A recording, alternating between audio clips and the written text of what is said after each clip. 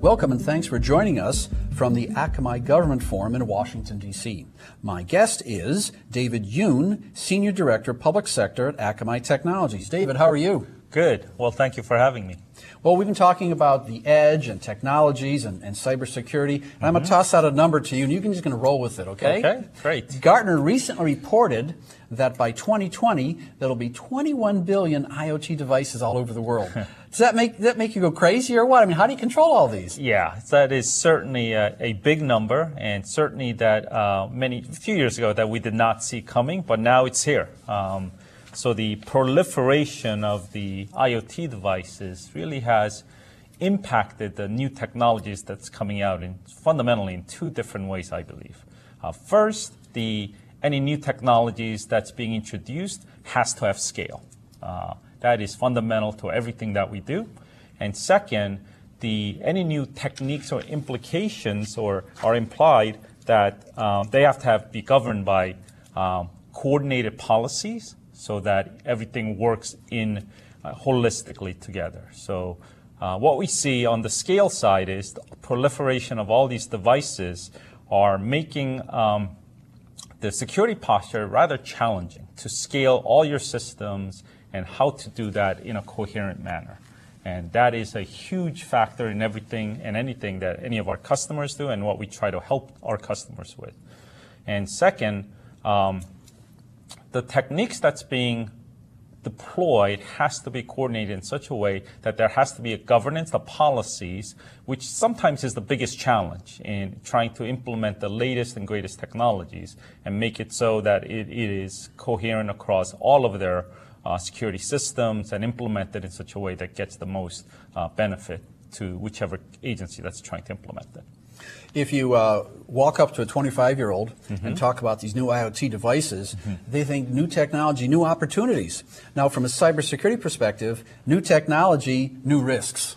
Absolutely. It's a huge source of vulnerability. And to be more specific, you really have to look at it in two different ways. One is, if I am a government agency, you have to expose certain systems because you need to reach out to the citizens, consumers, the troops, your partners, industry, contractors, and so forth. So you got to expose that system. That means you are exposing your systems to IoT devices that you do not have any control over.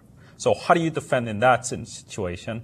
And second, clearly on your internal network, there are lots of IoT devices coming online, which you should have some control over, and you should be able to manage them appropriately. And that's the perspective that our customers are coming to the market with.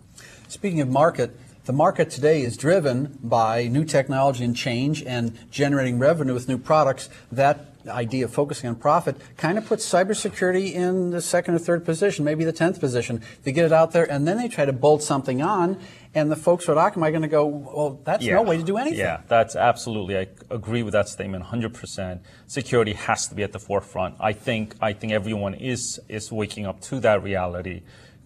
Government and financial industry, what we see, are leading that charge. They've always had that security in mind. So we continue to need to educate the marketplace that security has to be part of any new technologies and development.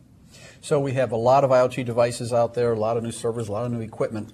And so some will argue, well, we'll just build a thicker wall. That's right. So sometimes the wall is not the problem because the people are inside the wall already.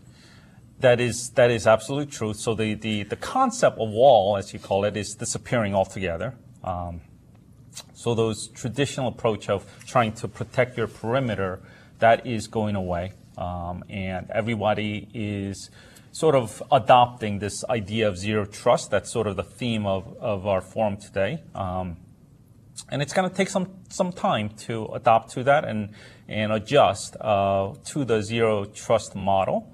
And doesn't mean you get rid of all your walls that you have and that you've already invested, but you need to now deploy them in a coherent and cohesive manner that everything sort of works together.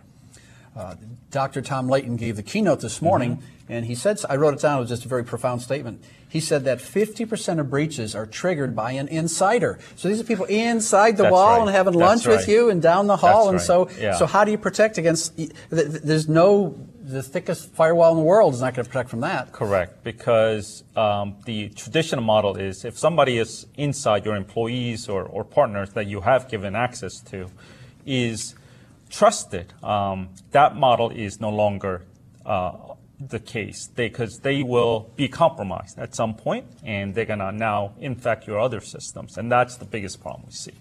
So we definitely need to deploy new models, new approaches, new techniques to protect yourself against that.